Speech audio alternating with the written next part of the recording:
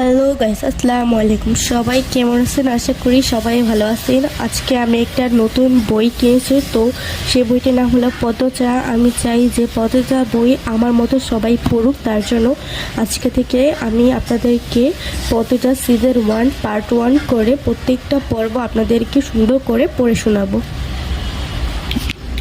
দৌড় দৌড় করে ঘামছে ফাহিমা, ক্লান্তিতে শরীর ভেঙে পড়ার উপক্রম।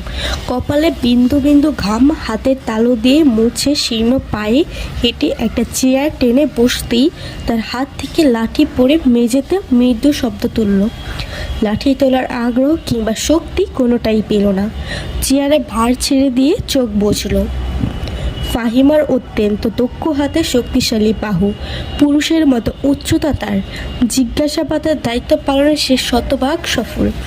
আসামির মুখ থেকে কথা বের করতে, যে কোনো কিছু করতে বদ্ধপরিকর সে। বড় বড় রাঘব বোয়ালরাও তার সামনে টিকতে পারে না। অপরাধীরা তার হাত থেকে বাঁচার জন্য ভেতরের সব কথা উগরে দেয়নি, এমন ঘটনা কখনো ঘটেনি। অথচ আজ 5 দিন যাবৎ একটি অল্প বয়সী মেয়ে তার হেফাজতে থাকা সত্ত্বেও মুখ দিয়ে টু শব্দ করেনি। শারীরিক মানসিক কোনো নির্যাতন বাকি রাখা হয়নি, তবুও তার আর্তনাদ কেউ শুনতে পায়নি। যেন একটা পাথরকে লাগাতার পেটানো হচ্ছে, আর জীবনে নেই ব্যথা, নেই একটি জর্জরিত মানুষ। একটি পাথরের রক্ত ঝরে, কিন্তু জবান খোলে না। ফাহিমা দীর্ঘ শ্বাস ছেড়ে চাপা আক্রোশ নিয়ে মেয়েটিকে শাসালো। শেষবারের মতো বলছি, মুখ খোল। মেয়েটি তার থেকে 2 হাত দূরে চেয়ারে বাঁধা অবস্থায় ঝিমুচ্ছে। 1 মিনিট 2 মিনিট করে 10 মিনিট পর হয়ে গেল, কিন্তু মেয়েটির থেকে কোনো জবাব পেল না। ফাহিমা হতাশা বোধ করছে। চারপাশে থমথমে নীরবতা। মেয়েটি কি নিঃশ্বাসও নেয় না? নীরবতা ভেঙে যায় বুটের ঠকঠক শব্দে। উপস্থিত হয় ইন্সপেক্টর তুষার। তাকে দেখে ফাহিমা উঠে দাঁড়ায়, স্যালুট করে। তুষার পেশাদারি কণ্ঠে প্রশ্ন করে, কী অবস্থা? ফাহিমা নিজের ব্যর্থতা প্রকাশ করার সঙ্গে 4 দিনের বর্ণনা দেয়।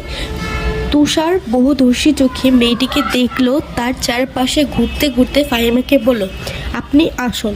রিমান্ডে আসামিকে বিভিন্ন নির্যাতনের মাধ্যমে জিজ্ঞাসাবাদ করার ব্যাপারটা ফাহিমের কাছে বিপুল উপভোগ্য, কিন্তু এই প্রথম যে কখনো দায়িত্ব থেকে পালাতে যাচ্ছে।